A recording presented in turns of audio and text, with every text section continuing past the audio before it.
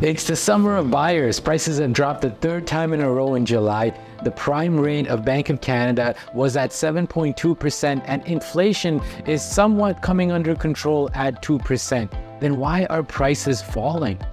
This is Chandra from the Chandra Real Estate Group, and we run a real estate team here in the Greater Toronto area. We're very grateful for some of you viewers to reach out to us for your real estate goals. If you'd like to chat about the market, click on the link below and book a one-on-one 15-minute call with us directly. What's causing the real estate prices to fall? Before I answer this question, I want to touch on a few major factors that are playing a role in our economy.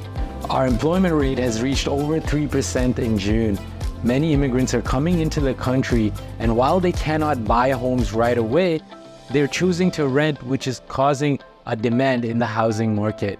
Many investors buy properties to rent out, particularly to newcomers, while others are upsizing or downsizing from properties they bought a few years ago. Here's another article stating that up to 22% of builders have canceled their projects in the near future due to development charges and high interest rates. Now let's get this straight. There was already a shortage in inventory and high demand, and now the construction rate has slowed down too.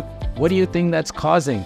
That's right, high demand and low supply once again, which leads to prices surging. Many people coming into the country choose the Golden Horseshoe as their first preference to stay in. A lot of them have to be within a 60-minute radius of Toronto due to workplace or being close to amenities. Here's where it gets tricky though.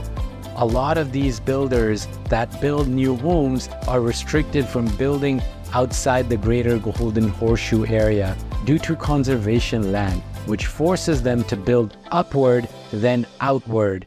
And that's why we see a lot more condo pre-construction projects than low-rise, detached, and townhomes, which is why they charge an arm and a leg on such low-rise projects compared to what you see in the resale side of things. Don't get me wrong, there are plans in the works to build in these smaller cities like Richmond Hill, Markham, Vaughan, Brampton, Mississauga, but it will take at least a decade for us to have the infrastructure to service the demand that we currently have.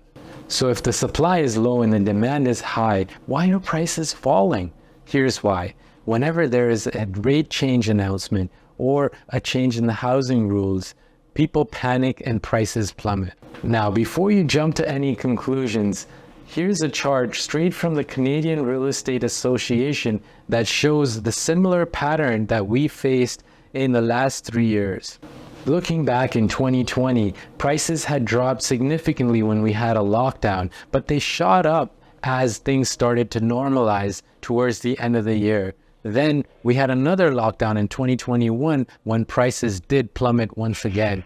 As lockdown was lifted, prices shot up once again. But notice here at this point, the prices had reached a peak, and that was just not sustainable. The government had to put something in place to sustain the market and not have us have a bad landing. So in 2022, we faced multiple rate hikes, which caused the prices to cool down once again.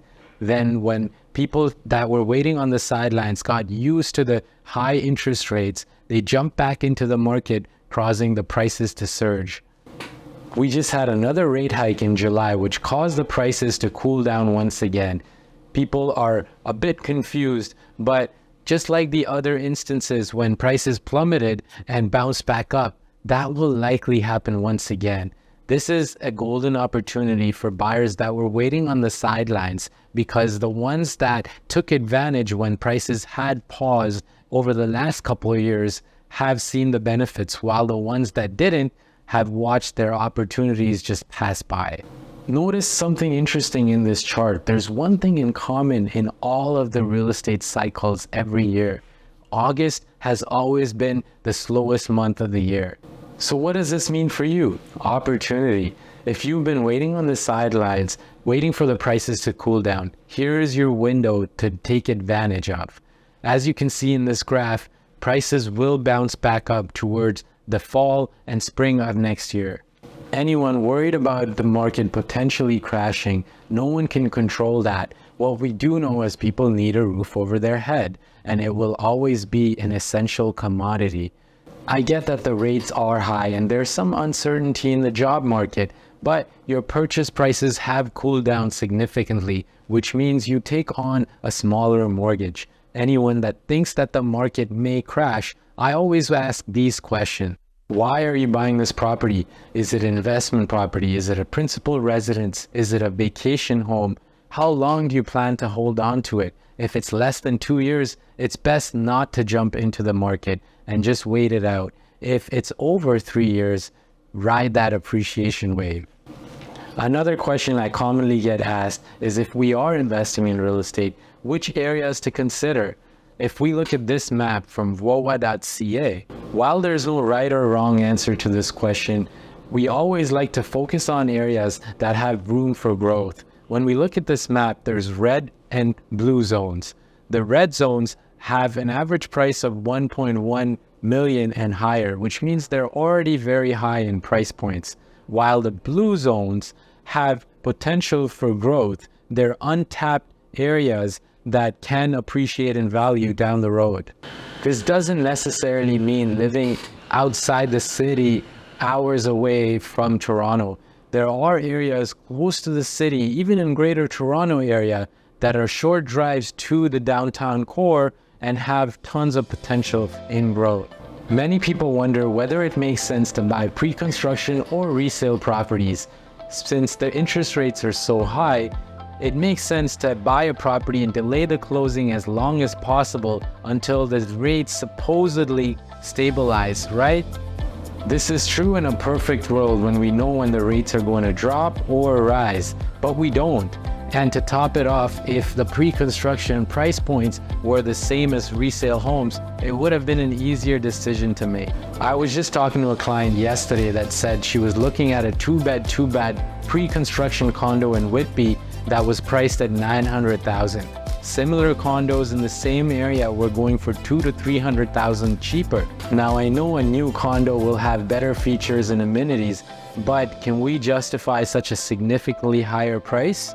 Pre-construction used to be a viable option a few years ago when they were priced competitively. Now they're catered more towards a niche market, specifically people that cannot take on mortgages and want to leverage their money with a property in hopes that it goes up in value. If you fall in this category, do your due diligence on the builder, the area, the price per square feet compared to other resale homes in a similar category, and look at the fine print on any development charges or hidden costs. Hope you found this video helpful. If you did, please give it a thumbs up and subscribe, and comment on which option you like better, pre-construction or resale, and why. Until next time, we provide results that move you.